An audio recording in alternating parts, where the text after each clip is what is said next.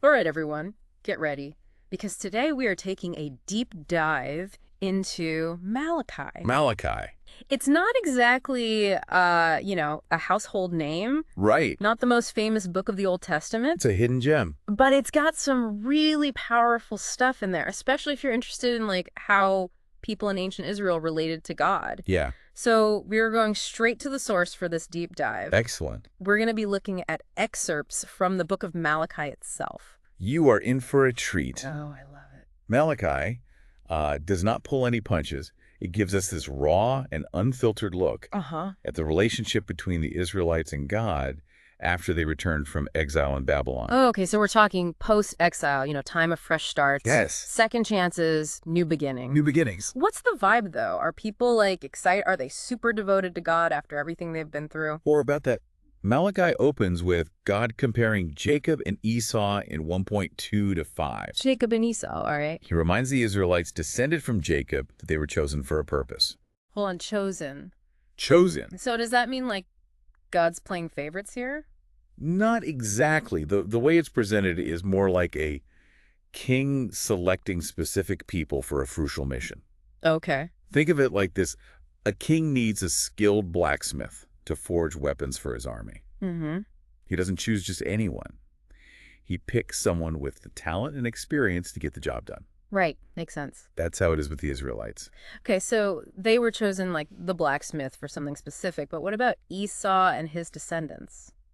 The Edomites they just left out. Well, the Edomites had their own role to play in the region, but they weren't part of this specific mission that God had in mind. Okay. And to really drive home this point, Malachi describes how Edom tries to rebuild after being devastated. Okay. And God's response is basically, go ahead, build all you want, I'll just knock it down again. Wow, okay, so God's not messing around. Right. That's some serious tough love. Yes. It makes you think about, the implications of being chosen. Yep. If you're chosen for something, does that mean you're held to a higher standard? Exactly.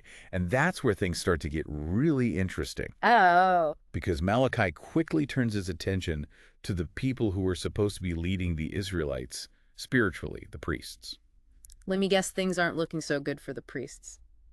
Not quite. Yeah. In 1.614, God unleashes this scathing critique of the priests for offering subpar sacrifices. Subpar sacrifice. Remember, sacrifices were the main way that people connected with God back then. Huge deal. It was a big deal. Yeah. So messing that up was a major problem. So this is like showing up to a state dinner and serving burnt toast. More like offering the king a moldy loaf of bread. Oh, even worse. The text even uses this vivid image of offering lame or sick animals. Okay. God is basically saying, you wouldn't disrespect your earthly leader like this, so why are you disrespecting me? Wow, God is laying down the law here. It makes you wonder, why were the priests even bothering if they were putting in, like, such little effort? It suggests there might be a deeper issue at play here. It's not just about the quality of the sacrifices, it's about the attitude behind them. Okay. Are they just going through the motions, or have they lost sight of what it really means to connect with God? So we've got the Israelites chosen for a purpose. The priests are kind of slacking on their duties. Is anyone in this book living up to expectations?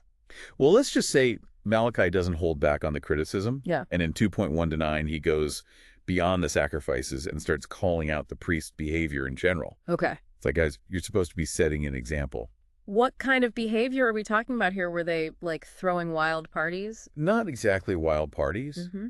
but the text does contrast.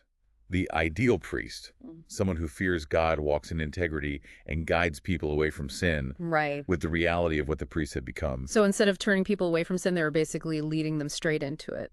That's a pretty accurate summary. And this goes against everything the priests were supposed to represent. They were meant to embody God's truth, but instead they're contributing to the corruption of the covenant, that sacred agreement between the Israelites and God. Okay, so the chosen people are struggling. The priests are dropping the ball. It's kind of a bleak picture so far. Where do we go from here? Well, hold on tight, because Malachi doesn't stop there.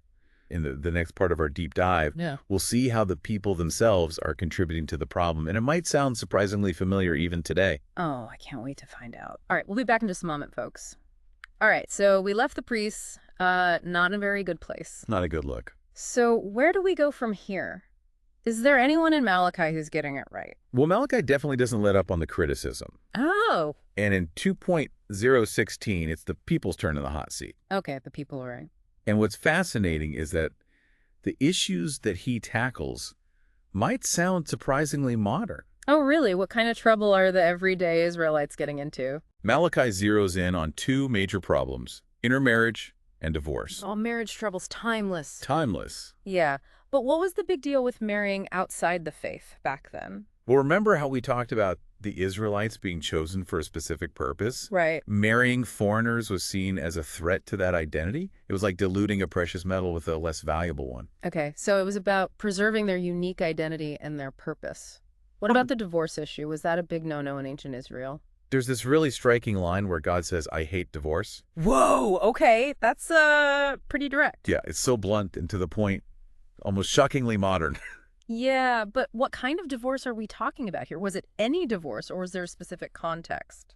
That's a great question, and it's important to remember the historical context. It seems like the type of divorce being condemned here was that which was done casually or for selfish reasons without any regard for the covenant made between husband and wife. So it's not just about the legal act of divorce, it's about the motivations behind it. And you keep mentioning this idea of a covenant. It seems like a key theme in Malachi, almost like a thread connecting everything together. You're absolutely right. A covenant is like a sacred promise, a binding agreement. And in Malachi, we see this idea of covenant operating on multiple levels. Yeah. There's the covenant between God and the Israelites, the covenant with the priest, and the covenant between husband and wife. Right. And when those covenants are broken, it creates this ripple effect, this kind of spiritual disharmony. So not only are the priests not holding up their end of the bargain, but the people are also contributing to the problem through their actions and their choices. It's like everyone's kind of forgetting about the promise they made, but if things are this bad, how are they supposed to get back on track? Well, that's where things get really interesting, because even though Malachi doesn't shy away from criticism, there's also a glimmer of hope woven throughout the book. Oh, glimmer of hope. I like Yeah. it. Tell me more. In 3.1315, we see the people complaining about the whole situation. They're essentially saying, what's the point of being good if there's no reward? If faithfulness doesn't get you anywhere, why bother? Yeah, I can understand their frustration. I mean, they're surrounded by corruption, they're trying to follow God's laws, and it feels like they're not getting anywhere. It's like they're questioning the whole system. And that's not just an ancient problem. Humans have wrestled with this question of faith and its benefits throughout history. We want to see a return on our investment, even in our spiritual lives. So how does Malachi respond to this? Does he offer any comfort or reassurance? He does. But first he points out this crucial detail.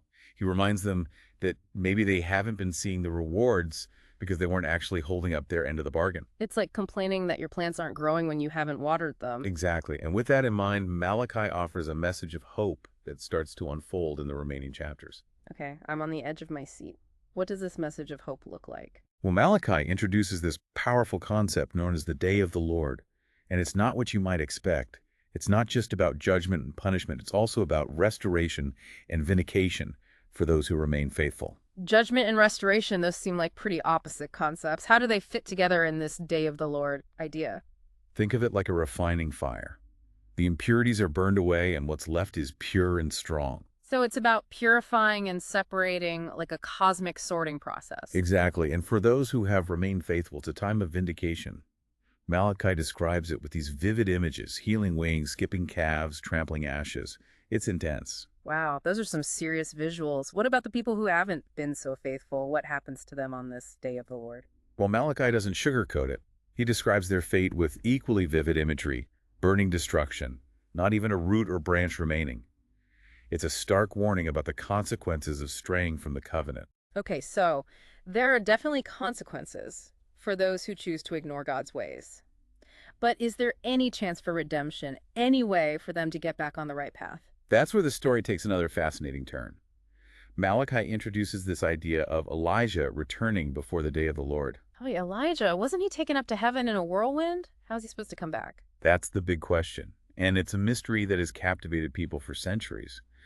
But the key is that Elijah's return is about more than just a physical reappearance. It's about the spirit of his message being revived. What was so special about Elijah's message? What was he trying to convey?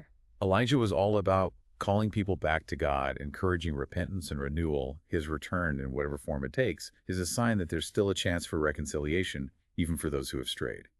So even amidst all the judgment and warnings, there's this thread of hope, this possibility for a fresh start. It's like saying, hey, it's not too late to turn things around. Exactly, and that's the beauty of Malachi. It doesn't just leave us in a pit of despair.